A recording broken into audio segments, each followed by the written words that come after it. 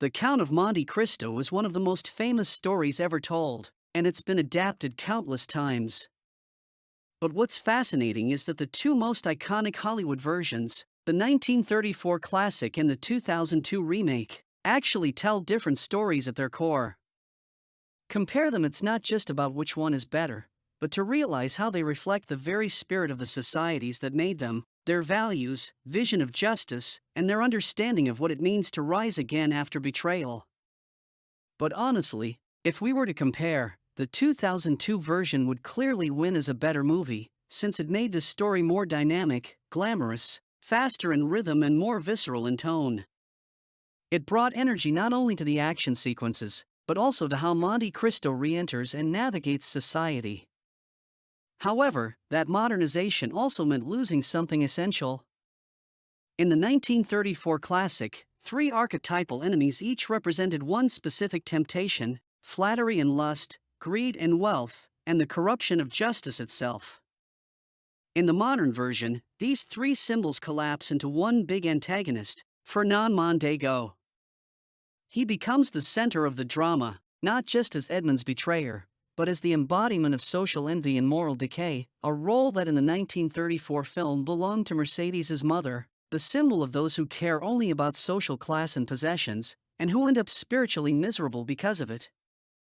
At the same time, the character of Jacopo becomes stronger and more cohesive, and Mercedes, in this newer version, is given more emotional weight, a woman trapped between love and survival, choosing comfort for her child at the cost of her own happiness, living richly, yet condemned to the sadness of living by Mondego's side. However, the greatest weakness of the modern adaptation lies in how it loses sight of justice. Unlike the 1934 version, the 2002 Count of Monte Cristo no longer presents Edmond Dantes as a hero pursuing righteousness, but as a man consumed by vengeance. He becomes trapped in his own bitterness, a prisoner of his hatred. Where the classic Dantes sought justice for the sake of others, this one seeks retribution for himself.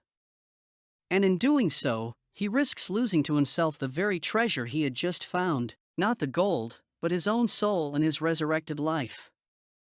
His heart, hardened by pain, clings to the plan of revenge even after reuniting with Mercedes. He wants justice only as long as it serves his goal, not the good of the community. His journey becomes one of learning how to transform the cross he carried into love, to turn suffering into redemption. Still, the movie stumbles when trying to merge justice and mercy. It confuses them, especially by forcing a dramatic final duel with Mondego, just to end with a more cinematic punch. The revelation that Albert is Dantes' son ties the story emotionally, but also simplifies its spiritual depth. Because divine justice isn't about condemning or killing enemies, it's about loving them. And here lies the modern adaptation's deepest struggle: the inability to portray sanctity. The film can no longer imagine holy figures, souls detached from worldly desires, or even to injustice committed to themselves. That's why the priest, once the guiding light of the 1934 version, becomes, in the 2002 film, a man who corrupted himself trying to keep the treasure for his own gain.